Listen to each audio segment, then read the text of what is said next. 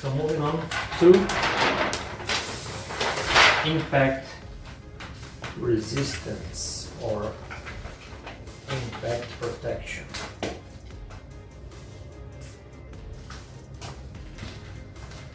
So in the impact protection, we are measuring if the camera can resist a specific impact on its surface, on all its surface. So if it's a dome, in all the parts of the dome, including the plastic dome, the acrylic dome, and the IK classification. So it will be impact protection classification, but as we have the IP for the ingress protection, so this K represents kinetic.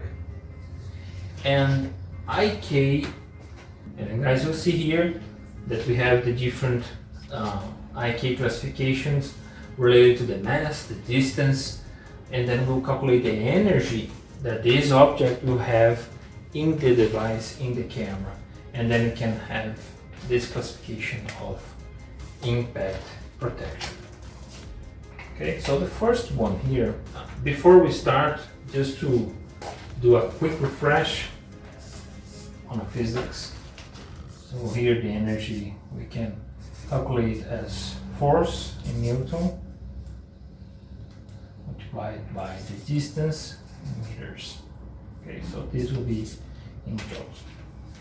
And the force we can consider as the weight multiplied by the gravity, that in this case we consider 9.8 meters per second.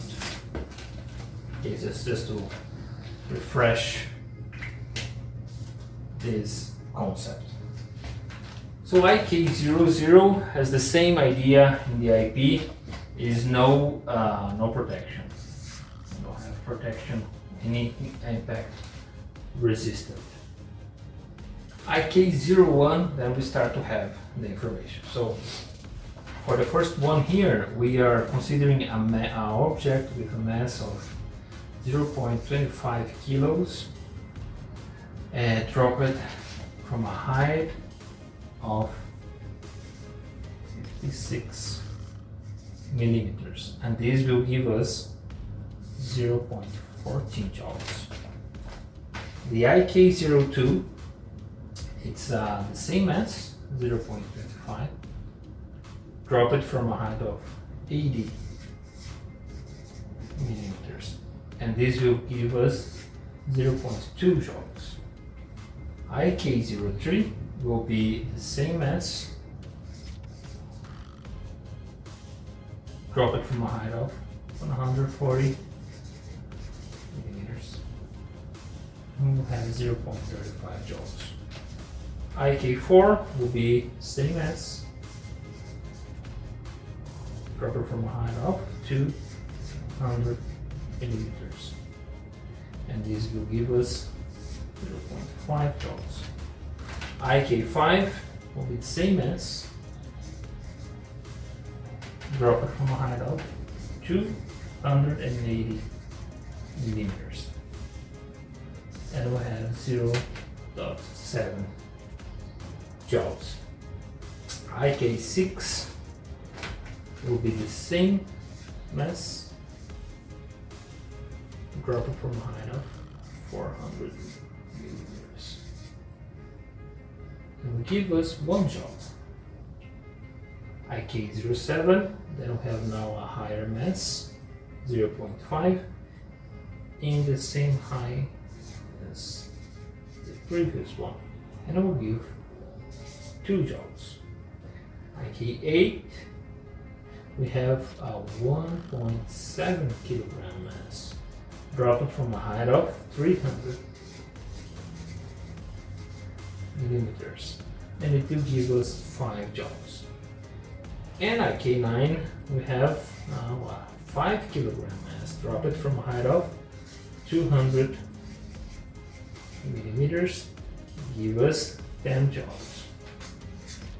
And the last one here will be the same 5 kilogram mass, dropped from a height of 400 millimeters, and it will give us 20 joules. So this is a bunch of numbers and don't mean anything for us right now, but what we can understand, the simulation of like a hammer going in direction of the camera, it will be basically in between of the IK9 and IK10. So that's why we consider it as a vandal-proof resistant camera, camera that is classified as IK9 or IK10.